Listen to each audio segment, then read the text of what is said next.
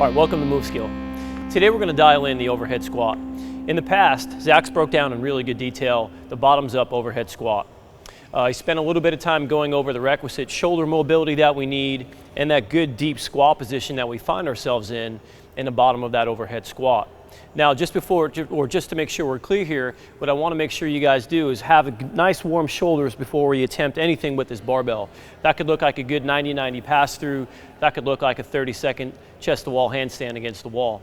So we're going to spend a little bit of time warming up our shoulders before we even have a conversation or before we even pick up this barbell. All right.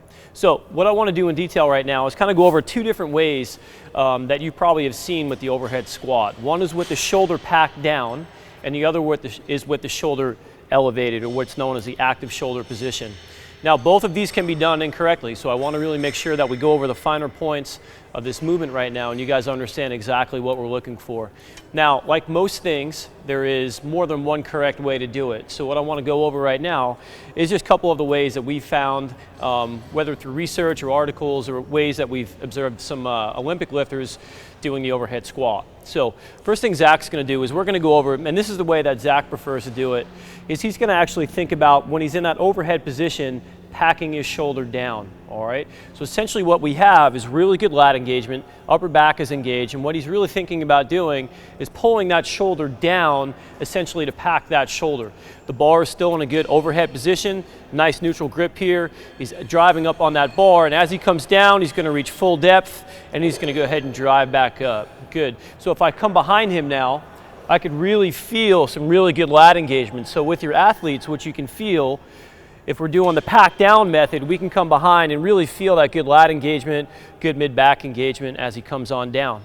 Awesome. So from behind, he's going to pack that shoulder. And just to be clear here, he's packing this down. So I can really feel that lat engaged, mid-back is engaged, and we have some slight retraction there of the shoulder blades. So that bar is in a good stable position. All right. Now, the other thing I want you guys to notice, and what you probably could tell, as he's traveling down with this overhead squat, so if Zach goes ahead and lift that bar up, you notice, if you guys can see here from the side, as he comes down, that bar is directly over the middle of his foot. That's the center of mass. What we don't want to do is let that bar dump too far forward or too far back, okay? So that's the first way we kind of coach this movement with the shoulder being packed down. Now, the other way that we can do this movement, and it too is correct, again, depending on the athlete and depending on, more importantly, on the athlete's shoulders, okay? If there's someone with really tight shoulders, they might find this active position here a little bit more useful with getting overhead. Now, that being said, we're not trying to compensate for poor shoulder mobility. This is just a way if someone has a tighter shoulder and this movement works for them and it feels better, it's not incorrect to do it this way either. So what Zach's going to do, he's going to go ahead and just kind of pop this guy up off his back.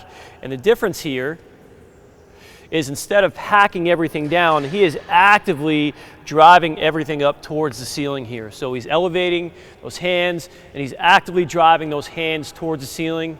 And if you notice, his armpit here is being driven forward. So he's actively driving that armpit forward and he's driving up on the bar for a good active position on that bar.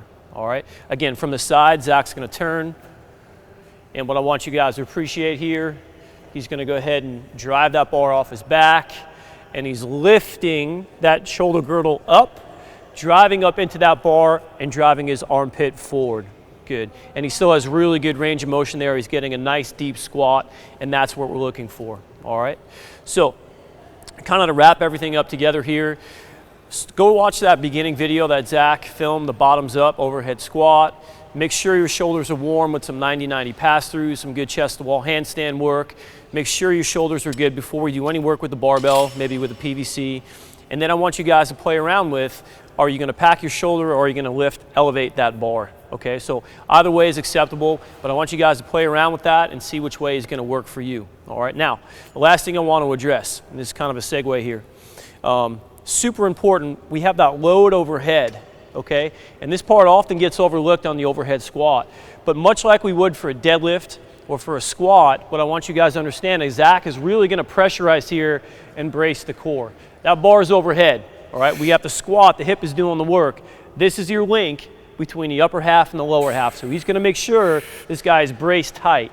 Doesn't matter which method we're doing, the elevation or the slight, you know, pack in the shoulder there. In both cases, he's going to really make sure that the core is nice and tight. So one of the things that we want to avoid when we have this bar overhead is the dumping of the shoulder forward.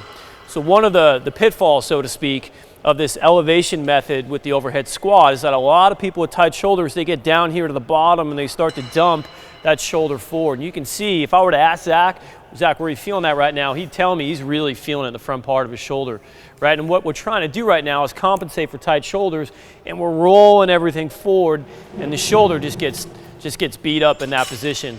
So if that's the case, that's where we're going to ask you to spend a little bit more time on your 90-90 pass-throughs, trying to get a little bit more length there in the lat. The lat in certain stretches is a really good one, more chest-to-wall handstands, so really try to open up that shoulder. What we should feel over time is a good stable position in that shoulder. We shouldn't feel like we're fighting that shoulder in that, especially that bottom position of that overhead squat. Zach? That's all. All right, thanks.